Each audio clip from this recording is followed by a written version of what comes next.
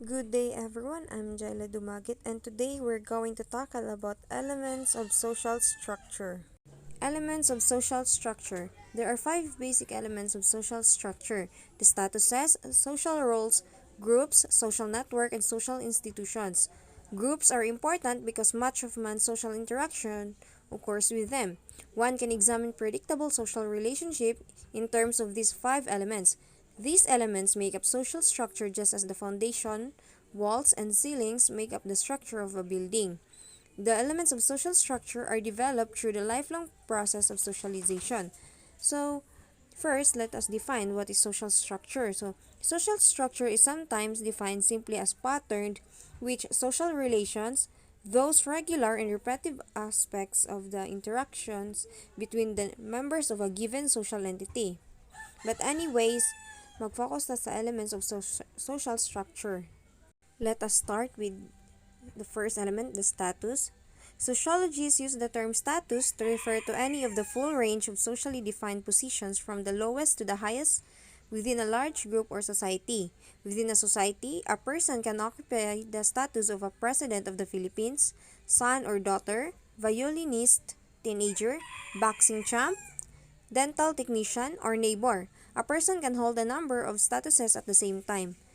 So, status, a position that someone occupies in society. This position is often a job title pero napailaing type sa position like students, parents, or kaya friend. Di lang siya all about sa job positions kung maingon tag status. And we have here the several types of status. We have here the first and second type of status, the ascribe and achieve status. Sociologists view some statuses as ascribe, while they categorize others as achieve. And ascribed status is assigned to a person by society without regard for the person's unique talents or characteristics. Generally, this assignment takes place at birth. Thus, a person's racial background, gender, and age are all considered ascribed statuses. Though these characteristics are biological in origin, they are significant mainly because of the social meanings they have in one's culture. Conflict theorists are especially interested in ascribed statuses, which often confer privileges or reflect a person's membership in a subordinate group. Unlike ascribed statuses, an achieved status comes largely through man's own efforts.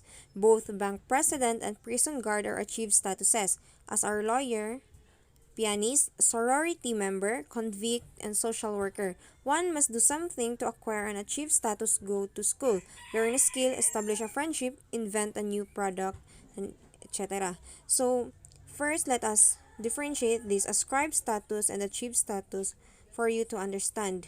So, when we say ascribed status, an ascribed status is beyond an individual's control. It is not earned, but rather is something people are either born with or had no control. So, for example, gender, race, parents, and social class and religious affiliation. So, that's what we call ascribed statuses. While the achieved status, a status you achieve through your own efforts.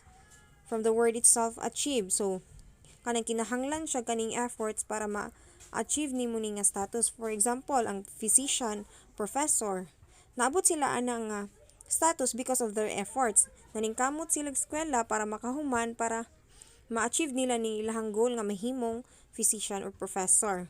And the last type is the master status. Each person holds many different and sometimes conflicting statuses. Some may connote higher social position and some lower. How, then, do others view one's overall social position? Societies deal with inconsistencies by agreeing that certain statuses are more important than others. A master status is a status that dominates others, thereby determining a person's general position in society. For example, Manny Pacquiao has recently acquired a master status of a pound-for-pound boxer king. So when we say master status, it is defined as social position a person holds, the title the person most relates to when trying to express themselves to others. So another example is president. So ang president, bisag ka nang wala siya giboto sa tao, respetuhon gyapon siya, it is because iyahang status is higher than that person. So gina-respect nila ang president kay ang position sa president kay taas man. So ilahang pag sa iya pag interact or pag communicate is with respect. Mauna siya sa master status. The next element is the social roles. Throughout man's life, he acquires what sociologists call social roles. A social role is a set of expectations of people who occupy a given social position or status. Roles are a significant component of social structure. Viewed from a functionalist perspective, roles contribute to a society's stability by enabling members to anticipate the behavior of others and to pattern their own actions accordingly. Yet, social roles can also be dysfunctional if they restrict people's interactions and relationships. If one person is viewed only as a doctor or medical technologist, it will be difficult to relate to him/her as a friend or neighbor. So, in social roles, every status is accompanied by a role, which is the behavior expected of someone and in fact everyone with a certain status. Bisag unsa pa nga atong status sa society, naadjud tay role no. For example, kita students, atong role nato as a student is moadtog eskwelahan, mo answer og assignments, mag-exam. Kay mao man na ang kaning role sa students, lain pud og moadto kag eskwelahan, ikaw ang magbantay sa gate. So di man na imuhang role, so dito ka sa imuhang role ma-proceed, dito ka sa kaning role nga as a student. So dito ka sulod sa room. Mao na siya ang social role. In social roles, so we have this role conflict. Role conflict occurs when incompatible expectations arise from two or more social positions held by the same person. Fulfillment of the roles associated with one status may directly violate the roles linked to a second status. Take for example the case of a mother of seven who works as a dean of a college and university.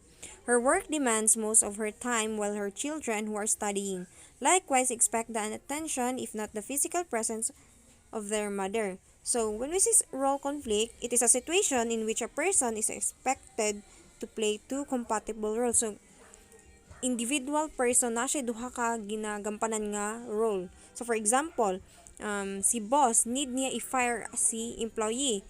And kato si employee is close friend niya. So, maglisod siya fire sa iyahang employee kay because best friend to niya or close friend to niya. So, naipit siya sa duha ka role nga boss og a friend. So mo na dira na mo sulod ang role conflict. Next, role strain. Role conflict describes the situation of a person dealing with the challenge of occupying two social positions simultaneously. However, even a single position can cause problems. Sociologists use the term role strain to describe the difficulty that arises when the same social position imposes conflicting demands and expectations. This can be illustrated in a case of a parent-teachers association president in a high school. There are two major concerns brought up by the association, both of which he has to act on. So, sa role strain, kani po siya, mag-occur lang ni, mahitabo lang ni siya pag when we have trouble meeting the social roles expected of us. So again, for example, kita as a student, so nagkalisod na kay gusto jud ma-meet ang expectation nila sa imuha as a student. Grabe na nimo study, mo na imong gipangbuhat ba kaning ginapakita nimo nga as a student ning anik ka. So dira na siya mosulod ang role strain. Mo na siyang ginatawag role strain kanang trouble na ka nga ma-meet ilang expectations sa imo as a student. Last issue for social roles is the role exit. Often, when assuming a social role, one focuses on its preparation and anticipatory socialization, such as is true if a person is about to become an attorney, as a spouse, or a parent. Yet, until recently, social scientists have given little attention to the adjustments involved in living social roles. These situations happen when a person who has experienced conflicting roles that oftentimes affect the welfare of his or her family decides to give up the role. He is burdened with the settles for that one that he is comfortable with. So, sa role exit, it refers to the process of disengaging from a role that is true to one's self-identity in order to take up a new role and identity. So, for example, a man getting a divorce, no longer a husband. So, di ba, ang iyang first role is husband. Kaso, kay nakipag-divorce naman siya, so dili na siya husband. Wala na tong role nga husband. So, nag-exit na siya atong role. So, nanapod siya sa new role which is single na. So, mo na siya ang ginatawag nga role exit. And lastly, we will talk about networking, employment, and technology. Involvement in a social network, which is commonly known as networking, is especially valuable in finding employment. Scientist Albert Einstein was successful in finding a job only when his classmate's father put him in touch with his future employer. This kind of contacts, including those who are weak and distant, can be crucial in establishing social networks and facilitating the transmission of information. Social networking made a considerable effect on the workplace. Men find jobs easily through networking than women because of the former's involvement in leadership position. More men find new jobs using networking compared to women who use classified advertisement to find jobs. Recent developments in the workforce reveal the effective use of social networks in finding employment for women. Social networking also helps them locate child care and better housing, do indirect selling, and eventually find employment. With the advances in technology, men no longer need face-to-face contacts. Others with common interests turn simply to the internet. Social networkings are in different forms and attractive websites. One emerging electronic social network is seen as fundamental to the growth of existing businesses and organizations is texting. Texting refers to an exchange of wireless emails over mobile cell phones. It first began in Asia in 2000 and has taken off worldwide.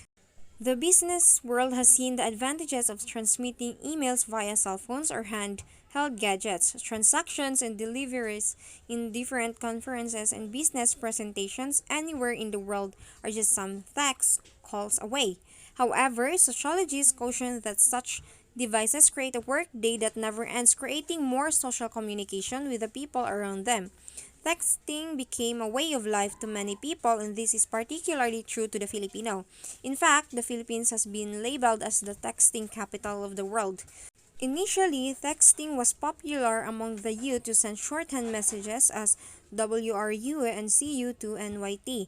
However, with the new models of cell phones, business and social networkings have become more advanced and far-reaching. So, ang networking no is grabe impact sa mga tao, especially sa mga tao nga nanghitag work or kanang need mo communicate sa uban tao nga nasa layo.